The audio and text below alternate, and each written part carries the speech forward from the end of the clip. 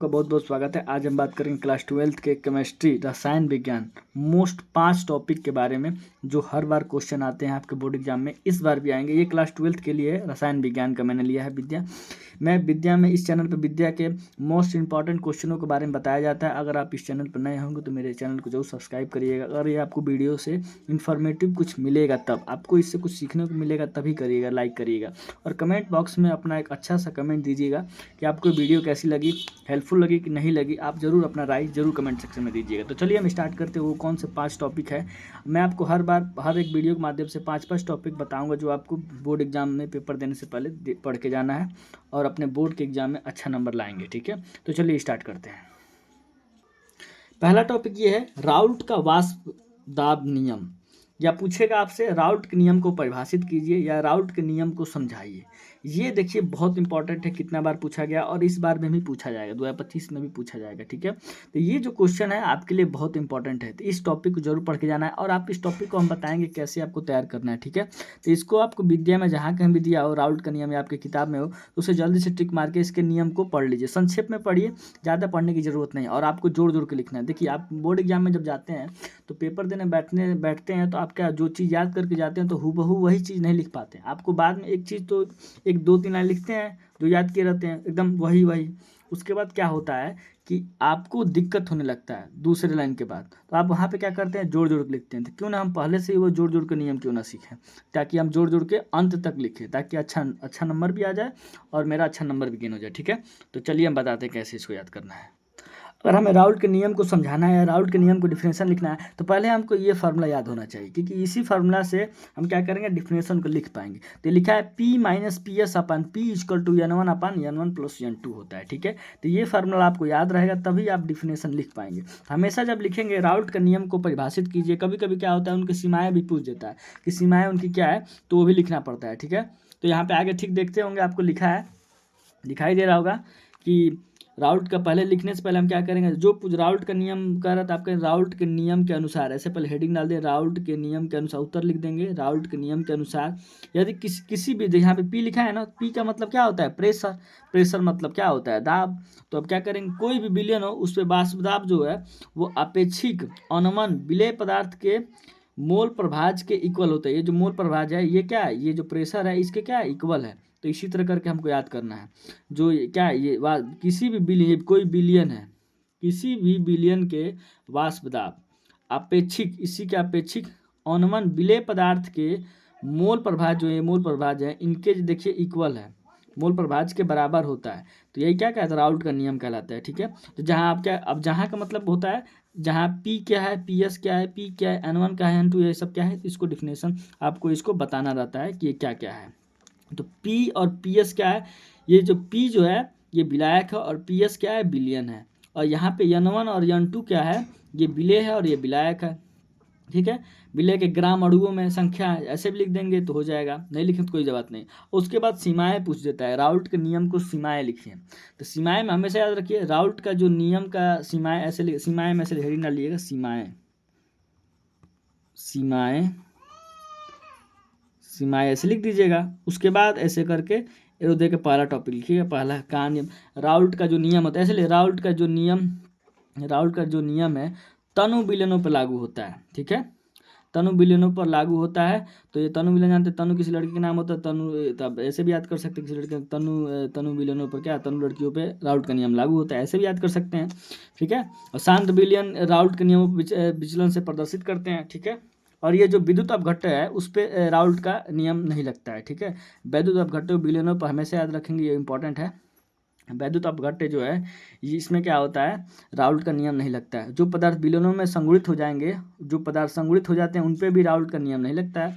ये केवल अवाष्पशील पदार्थों के विलयनों पर लागू होता है। ठीक है, तो ये सब फैक्ट हैं जो आपको याद करके जाना है। ठीक है, तो ये राउल्ट का नियम हो गया। ये संक्षेप में देखिए, 2-3 नंबर, 2 या 4 नंबर में आपको पूछ सकता है। तो आपको ये P माइनस, ये जो फार्मूला याद रहेगा, P minus P S upon P equal to N1 plus N2, अगर ये फार्मूला याद रहेगा तो आप इसी को जोड़ जाड़ के लिखने। P से क्या होता है, प्रेशर होता है। ये क्या है, मोल प्रभाज है, यानी कि किसी भी विलयन का वाष्प दाब जो है उसके अनमन, ये अनमन जो है, अपेक्षिक अनमन जो है, इसी को याद कर लीजिए।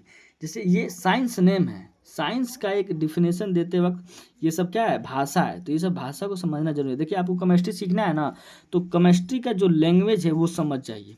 जैसे हम बोलते हैं कहाँ जा रहे हो हिंदी में, भोजपुरी में बोलते हैं कहाँ जाता रहो, तो ऐसे बोलते हैं।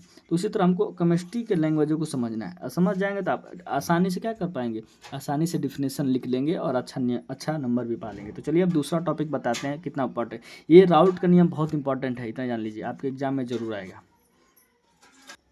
अब यहाँ पे दूसरा जो टॉपिक है प्रासरण दाब को लेकर।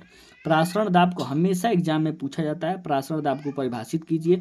और एक फैक्ट जरूर पूछा जाता है, प्रासरण दाब जो है और विलेय के मोलर द्रव्यमान में संबंध स्थापित करने के लिए हमेशा आपसे पूछ दिया जाता है। तो आप इसको कैसे लगाएंगे, ये प्रासरण दाब को तो आपको परिभाषा मालूम रहता है तो आपको लिख लेते हैं, लेकिन प्रासरण दाब और विलेय के मोलर द्रव्यमान में संबंध स्थापित करने के लिए आपको कुछ फार्मूला है जो आपको याद होने चाहिए। अगर आपको फार्मूला नहीं याद होगा तो आप इजीली नहीं सॉल्व कर पाएंगे।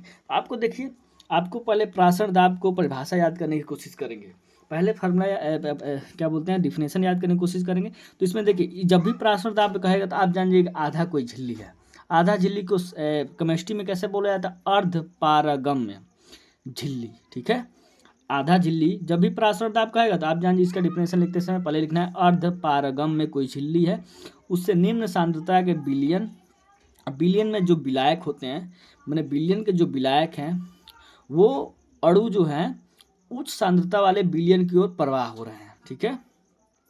तो इन्हीं सब प्रवाहित चीज़ों को क्या कहते हैं, हमें प्रासरण कहते हैं, प्रासरण दाब कहते हैं। और प्रासरण दाब इतना लिख देंगे तभी चलेगा, नहीं तो और डिफाइन करना तो और डिफाइन लिख दीजिए। ऐसे लिखिए किसी बिलियन का प्रासरण दाब उस बाह्य दाब के बराबर माना जाता है जिसे बिलियन पर आरोपित करने पर प्रासरण की प्रक्रिया रुक जाए, ठीक है। मैंने प्रासरण दाब एक तरफ का प्रेशर है कि मतलब किसी अर्धपारगम्य झिल्ली में कोई विलायक से विलयन में प्रवाहित वैसे हो रहा है तो उस पर वो प्रेशर लगाया तो वो क्या होता है, वो प्रक्रिया रुक जाती है, उसी को प्रासरण दाब कहते हैं। देखिए ऐसे प्रासरण दाब दिया, उसको रुक दिया, ठीक है। तो इसको इसी तरह लिखेंगे। तो आप ऐसे यहाँ से इसको याद कर सकते हो, अर्धपारगम्य झिल्ली से होकर निम्न सांद्रता के बिलियन के विलायक अणुओं का उच्च सांद्रता वाले बिलियन की ओर प्रवाह प्रासरण कहलाता है, ठीक है। तो आप ऐसे करके याद कर सकते हैं। अब देखिए मैं आपको बता रहा था प्रासरण दाब और विलेय के मोलर द्रव्यमान में संबंध स्थापित कीजिए। तो इसका एक चीज़ होता है, वो चीज़ ये होता है फार्मूला होता है। तो आप क्या करेंगे, ऐसे इसको लिखेंगे प्रासरण दाब और विलेय के मोलर द्रव्यमान में संबंध, ऐसे लिख देंगे, हेडिंग डाल देंगे, ठीक है। तो मैं हेडिंग नहीं डालना, आप सोचेंगे यहाँ तक लिख देंगे। उसके बाद ऐसे लिखेंगे होता है पाई प्रोपोर्शनल टू सी। एक बार हम निम्न दाब लेंगे, निम्न ताप लेंगे, ठीक है, निम्न ताप ले लेंगे। उसके बाद पाई प्रोपोर्शनल टू टी, एक बार निम्न सांद्रता वाले ताप ले लेंगे, ठीक है। ये निम्न सांद्रता है, ये निम्न, ऐसे ले लेंगे। यहाँ मैं पूरा नहीं लिख रहा हूँ। उसके बाद क्या करेंगे, दो इक्वेशन हो गया ना, ये फर्स्ट है सेकेंड। अब दोनों इक्वेशन को जोड़, जब दोनों इक्वेशन को जोड़ेंगे तो यहाँ पे पाई क्या हो जाएगा, कॉमा हो जाएगा, तो ये हो जाएगा पाई प्रोपोर्शनल टू सी टी। अब मैं टी सी भी तो लिख सकता था, यहाँ पे सी टी क्यों लिखा हूँ, इसलिए लिखा हूँ कि पहले ई बी सी डी में सी आता है फिर टी आता है, यहाँ पे अल्फाबेट सीरीज का वो होता है, तो आप हमेशा ध्यान रखिएगा, ठीक है। अब हम क्या करेंगे, अब यहाँ पे क्या करेंगे, यहाँ पे जो प्रोपोर्शनल है इसको हटाने के लिए आप जानते हैं कोई भी एक लेटर का उपयोग किया है तो वो कोई स्थिरांक हो सकता है, ठीक है। तो यहाँ पे हम के मान सकते हैं, के भी मान सकते हैं और आर भी मान सकते हैं। तो हम क्या करेंगे, यहाँ पे स्थिरांक लेंगे जो आर होगा, जो अनुक्रमानुपाती को हटाने में काम करता है। तो यहाँ पे हो जाएगा आर लेंगे तो ये हो जाएगा सी आर टी, होगा ना। अब आर सी टी में यहाँ पे आर लिखेंगे, यहाँ पे आर मत लिख दिए क्योंकि आर पहले नहीं आता है ना, पहले सी आता है फिर आर आता है फिर टी आता है, ठीक है। अब ये हो गया, ऐसे बन गया। अब क्या करेंगे हम, बनाना है प्रासरण दाब और विलेय का। अब सी इक्वल टू होता है, फार्मूला सी इक्वल टू होता है, लिख नहीं रहा, सी इक्वल टू होता है एन बाई भी, और एन का यहाँ पे मैंने लिखा है पहले ही, एन इक्वल टू होता है डब्ल्यू बाई एम बी। तो ये जितना हम लिख रहे हैं इसको याद करते चलिए। अब n इक्वल टू होता है W B by M B, ये आपको याद होगा, नॉर्मलता का है, ठीक है, हमको लगता है, तो ये आपको याद होना चाहिए। उसके बाद क्या करें, इसमें मान रख दीजिए। अब क्या करेंगे, सी को, अब सी का मान रखेंगे, ऐसे इसी का मान रखना है, तो सी को एन की जगह इतना रखेंगे तो हो जाएगा डब्ल्यू बी, एन की जगह इतना रखेंगे तो W by M into B into ये क्या है भी, ये हो गया भी, अब देखिए सी का मान रखना है तो ये क्या इधर जाएगा, तो ये हो जाएगा pi by r T by C. अब सी की जगह हम क्या रख सकते हैं, पाई बाई आर टी। यहाँ पे सी की जगह क्या रखेंगे हम, pi by R into T. अब ये W by M into B into भी। अब क्या करेंगे, पाई को अकेला करना है तो पाई इक्वल टू हो जाएगा, ये इसमें मल्टीप्लाई हो जाएगा, ये इसमें मल्टीप्लाई हो जाएगा, तो ये हो जाएगा W B R into T M B into भी। ठीक है, तो ये हो जाएगा पाई का मान।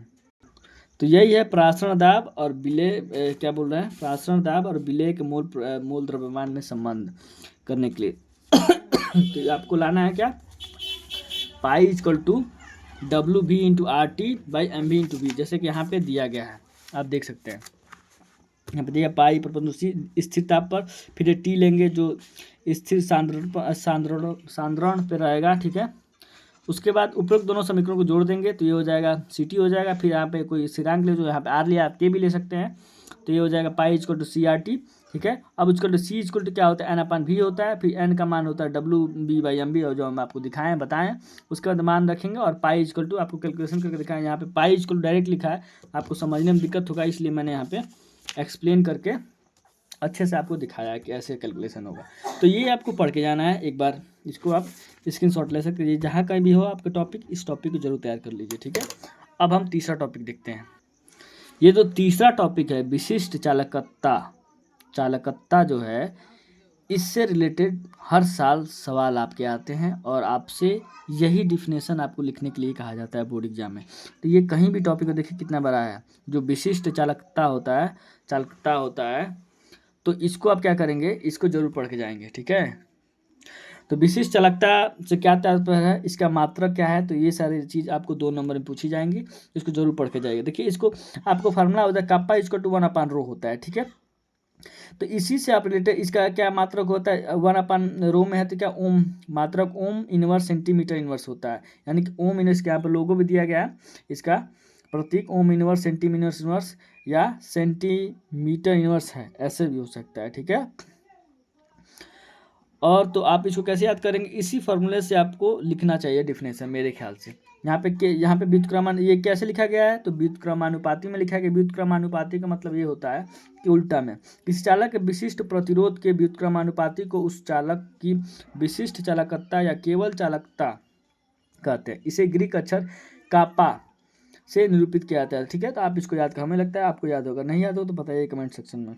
तो आपको कमेंट में बताना है कि कॉपर का परमाणु क्रमांक कितना होता है।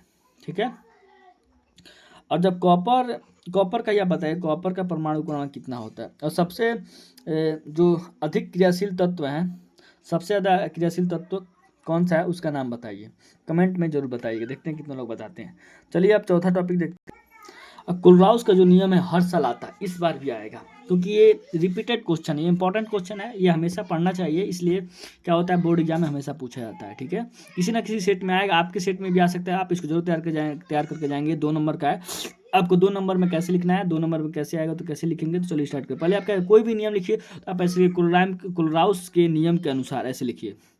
ठीक है, चाहे ऐसे लिखिए इस नियम के अनुसार, जैसे इसमें लिखा गया है ये किस पे लागू होता है, तो ऐसे पढ़ लीजिए आप, किस पे लागू होता है, ये विद्युत अपघट्य पे लागू होता है। तो कौन सा विद्युत अपघट्य, जो अनंत अनुता वाले होते हैं, अनंत अनुता चालकता के नियमों पे लागू होता है। ऐसे करके आप दिमाग में फिट करके याद कर सकते हैं। और देखिए आप ऐसे पढ़ के आपको ऐसे नहीं याद, किसी विद्युत अपघट्य के अनंत अनुता पर चालकता, इसका धनात्मक और ऋणात्मक कैसे मूल, ऐसे करके नहीं याद करना है, आपको पढ़ना है कुलराउस का नियम किस पे लागू होता है, विद्युत अपघट्य पे लागू होता है, और ये विद्युत अपघट्य किस टाइप का होता है, तो अनंत अनुता वाला होता है। ठीक है, इसी से पढ़ के हमको याद करना है, अनंत अनुता वाले होते हैं। ठीक है, अनंत अनुता में क्या होता है कि इसमें जो धनायन और ऋणायन को जोड़ के बनाया जाता है, जोड़ के मतलब योग के बराबर होती है। ठीक है, धनायन और ऋणायनों को मोलर चालकताओं के योग के बराबर होती है, यदि प्रत्येक चालकता पद को विद्युत अपघट्य सूत्र में उपस्थित संगत आयनों की संख्या से गुणा किया जाए। ऐसे करके लिखना है, यानी कि हमको पता चल गया कि जो इनके जो आयन है प्लस और माइनस, इनको जोड़ के हमको क्या करना है, एक सूत्र स्थापित कर देना और दिखा देना, जैसे यहाँ पर उदाहरण में दिया गया है, तो आप ऐसे करके दिखा सकते हैं। ठीक है, यहाँ पे डेल्टा करके दिया गया, उसके infinite M H C L दिया गया, एच के पावर प्लस सी एल पे क्या होता है माइनस होता है, ऐसे करके दिखाया गया, लिख देना। उसके बाद कोलराउस के नियम के अनुप्रयोग कौन होते हैं वो से यहाँ पे दिया गया है। अनंत अनुता पर दुर्बल विद्युत अपघट्ट की मोलर चालकता ज्ञात करना। उसके बाद दुर्बल वैद्युत अपघट्टों के लिए दिया गया वियोजन, वियोजन मतलब टूटना होता है, ठीक है। तो इसको आप जरूर पढ़ के जाइएगा, ठीक है, बिना पढ़े मत जाइएगा। चलिए अब पांचवा जो टॉपिक है बहुत इंपॉर्टेंट है। इसमें जो कह रहा है वैद्युत रासायनिक श्रेणी किसे कहते हैं, ठीक है। जो वैद्युत रासायनिक श्रेणी है वो क्या होती है, इसमें आपको समझना है और कैसे इसको लिखना है बोर्ड एग्जाम में जाके, ये बहुत इंपॉर्टेंट है, तो इसे जरूर पढ़ के जाइएगा आप, ठीक है। और कह रहा है इसके प्रमुख लक्षण तथा 2 प्रमुख उपयोग भी लिखना है, ठीक है। तो प्रमुख लक्षण में यहाँ पे देखिए, यहाँ पे 6 दिया गया था, आपको 5 भी याद होगा तो 5 भी लिखेंगे तो बहुत है, 4 भी लिखेंगे तो बहुत है, 4 भी लिखेंगे, लेकिन हम तो कहेंगे 6 लिखिए। 6 में क्या करें, थोड़ा थोड़ा इसमें याद कर लीजिए, थोड़ा थोड़ा पढ़ के याद कर लीजिए। वैद्युत रासायनिक श्रेणी में क्या होता है कि जो धातु होते हैं, अधातु होते हैं, उनके जो मानक इलेक्ट्रोड विभव जो होते हैं वो अपचयन के आधार पर बढ़ते क्रम में उसको लिखा जाता है। वो किस श्रेणी में आते हैं, उन्हीं सब श्रेणियों को लेकर उन्हीं सब श्रेणियों को लेकर इस पर चर्चा किया जाता है। और इन्हीं सब चर्चाओं को क्या कहा जाता है, वैद्युत रासायनिक श्रेणी कहा जाता है। मतलब उन्हीं सब वैद्युत रासायनिक श्रेणी में आएंगे, ठीक है। तो वैद्युत रासायनिक श्रेणी के लक्षण दिए गया है। जो पहला लक्षण, इसमें क्या होता है, जब श्रेणी में पीरियोडिक टेबल ऊपर से जब नीचे आएंगे तो अपचयन क्षमता घटती है, और जब नीचे से ऊपर जाएंगे तो अपचयन क्षमता बढ़ती है। तो पीरियोडिक टेबल आपके पास होगा तो उसमें समझ में आएगा, ठीक है। उसके बाद हाइड्रोजन से ऊपर के सभी तत्व अम्लों से अभिक्रिया करके हाइड्रोजन गैस मुक्त करते हैं, जबकि नीचे वाले तत्व अम्लों से अभिक्रिया करके हाइड्रोजन गैस मुक्त नहीं करते हैं। तो आपको ये जो पीरियोडिक टेबल होगा तभी आपको समझ में आएगा, ठीक है। तो देखिए ऊपर नीचे करके बोल रहा है, आपको ऊपर नीचे करके याद कर लेना है। अब यहाँ पे चौथा टॉपिक कर रहा है हाइड्रोजन से ऊपर के सभी तत्व जल या भाप के साथ क्रिया करके H2 गैस देते हैं। ये भी आप याद कर लीजिए, ठीक है। सब आपको याद ही करना है, लेकिन याद करने का ट्रिक होना चाहिए, मतलब इसमें थोड़ा सा हाइड्रोजन गैस ऊपर से नीचे, बस आपको एक बार याद देख लेना है, रोज शाम को देख लेंगे तो आपको याद हो जाएगा। उसके बाद उपयोग में दिया है वैद्युत रासायनिक के 2 उपयोग निम्नवत हैं कि सेल के मानक वैद्युत वाहक बल का निर्धारण करने में, कि सेल के वैद्युत वाहक बल का निर्धारण करने में, ठीक है। धातुओं की क्रियाशीलता की तनुता तुलना करने में होता है, ठीक है, तनुता नहीं तुलना करने में होता है। तो ये सारी 2 फैक्ट है। आशा करते हैं आपको वीडियो अच्छी लगी होगा। अगर इन्फॉर्मेटिव लगी होगी आपको वीडियो तो मेरे चैनल को जरूर सब्सक्राइब करिएगा और इन सारे 5 टॉपिकों को पढ़ के जाइएगा। ये मैंने लगता है 3 चैप्टरों के लेके बताया, या 2 चैप्टर है। मैं 2-2 चैप्टर लेके आपको 2 चैप्टर में से 5 टॉपिक बताऊँगा जो बहुत इंपॉर्टेंट होंगे, जो आपको बोर्ड एग्जाम में पढ़ के जाने हैं। इन्हीं सारे टॉपिकों को आप तैयार कर लीजिए, ईजिली आप अच्छे से नंबर पाएंगे, ज़्यादा कुछ पढ़ने की ज़रूरत नहीं है, ठीक है। तो आप अच्छे नंबर भी पा जाएंगे। तो मिलते हैं हम नेक्स्ट वीडियो में। अगर आपको वीडियो अच्छी लगी होगी, क्योंकि मेरे 1000 भी सब्सक्राइबर नहीं है, तो प्लीज़ मेरे चैनल को जरूर सब्सक्राइब करिएगा, ठीक है। तो मिलते हैं नेक्स्ट वीडियो में। जय हिंद, जय भारत।